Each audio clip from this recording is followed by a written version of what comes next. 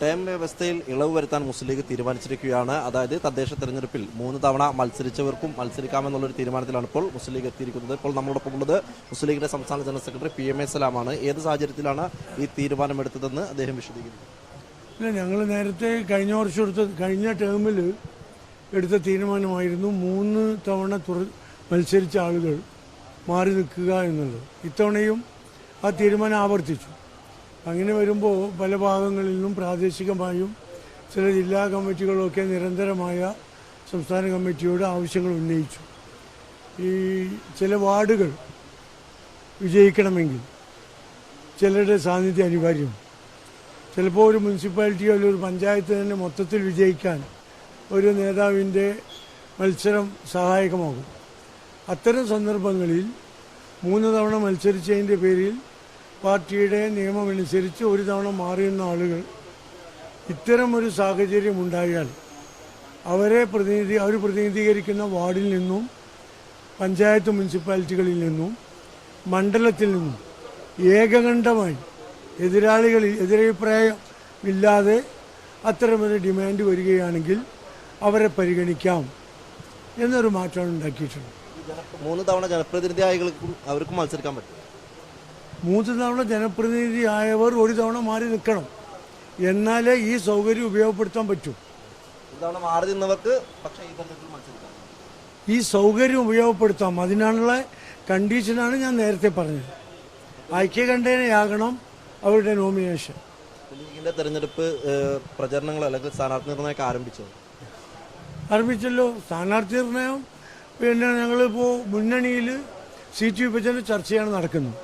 അത് കഴിഞ്ഞാൽ ഉടനെ സ്ഥാനാർത്ഥി നിർണ്ണയം ആരംഭിക്കും. മറ്റൊന്ന് PM ശ്രീ പദ്ധതിയുമായി ബന്ധപ്പെട്ട് ഇപ്പോൾ സർക്കാർ PM ശ്രീ പദ്ധതിയിൽ ഒപ്പുവെക്കാനുള്ള തീരുമാനവുമായി മുന്നോട്ട് പോകാണ്. CPIക്ക് അടുത്ത എതിർപ്പ് ഉയർത്തിയിട്ടുണ്ട്. ഇപ്പോൾ കോൺഗ്രസ് നേതാക്കൾ പറയുന്നത് ഫണ്ട് വാങ്ങുന്നതിൽ തെറ്റില്ല എന്നുള്ളതാണ്. അതിന് പകരം ഈ ഡിമാൻഡുകൾ, അതായത് ഈ NEP നടപ്പിലാക്കുന്ന ഡിമാൻഡുകൾ അംഗീകരിക്കാൻ പാടില്ല, പക്ഷെ ഫണ്ട് വാങ്ങാമെന്നുള്ളൊരു നിലപാട് അത് തന്നെയാണ്. അല്ല, സംസ്ഥാനങ്ങൾക്ക് അർഹമായ ഫണ്ട് കേന്ദ്രം തരണ്ടേ? എല്ലാ കാര്യത്തിലും കേന്ദ്രത്തിൻ്റെ ഫണ്ട് നമുക്ക് ആവശ്യമുണ്ടല്ലോ. കാരണം നമ്മൾ GST പോലുള്ള കാര്യങ്ങൾ അങ്ങോട്ട് കൊടുക്കുന്നില്ലേ, അതിൻ്റെ ഓഹരിക്ക് നമുക്ക് അവകാശപ്പെട്ടല്ലേ.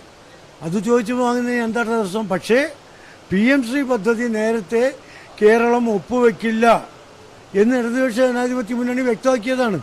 പിന്നെ എന്തുകൊണ്ടാണ് അതിൽ നിന്ന് പിറകോട്ട് പോയത്? EDയുടെയോ SFIയോയോ അല്ലെങ്കിൽ ഏതെങ്കിലും ഇൻകം ടാക്സിൻ്റെയോ കസ്റ്റംസിൻ്റെയോ ഒരു സമൻസ് വരുമ്പോൾ മാറ്റാനുള്ളതാണോ ഒരു മുന്നണിയുടെ ഒരു പാർട്ടിയുടെ നയം? അപ്പോൾ ഇതിനെ എന്തിനെ ഭയപ്പെട്ടുകൊണ്ടാണ് നേരത്തെ കേരളവും പശ്ചിമ ബംഗാളും തമിഴ്നാടും ഇതിൽ ഒപ്പുവെക്കില്ല എന്ന് ഉറക്കെ പറഞ്ഞതാണ്. ഇപ്പോൾ കേരളം അതിൽ നിന്ന് പിറകോട്ട് പോകുന്നു. എന്താ കാരണം? ഈ കേന്ദ്ര ഫണ്ട് ലഭിക്കായ്മ അന്നുണ്ടല്ലോ. കേന്ദ്ര ഫണ്ട് ഒരു സംസ്ഥാനം ഫെഡറൽ വ്യവസ്ഥയിൽ എപ്പോഴും ലഭിക്കും.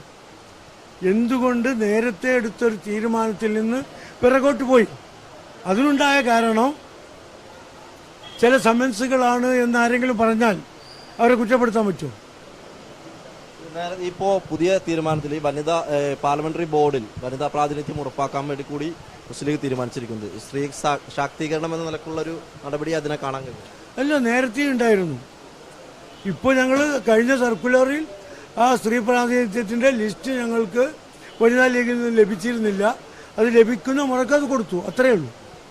ഏതായാലും ഈ തദ്ദേശ തെരഞ്ഞെടുപ്പിലെ വിജയസാധ്യതയടക്കം കണ്ടുകൊണ്ടാണ് ഈ രീതിയിൽ 3 തവണ മത്സരിച്ചവർക്കും മത്സരിക്കാം എന്നുള്ളൊരു നിബന്ധനയിൽ നേരത്തെ ഉണ്ടായിരുന്ന ടൈം വ്യവസ്ഥയിൽ ഒരു ഇളവ് വരുത്താൻ മുസ്ലിം ലീഗ് തീരുമാനിച്ചത് എന്നുള്ളതാണ് മുസ്ലിം ലീഗ് സംസ്ഥാന ജനറൽ സെക്രട്ടറി PMA സലാം പറയുന്നത്. മനീഷ് പെരുമണ്ണക്കൊപ്പം സലാം മുഹമ്മദ്, മീഡിയ 1 കോഴിക്കോട്.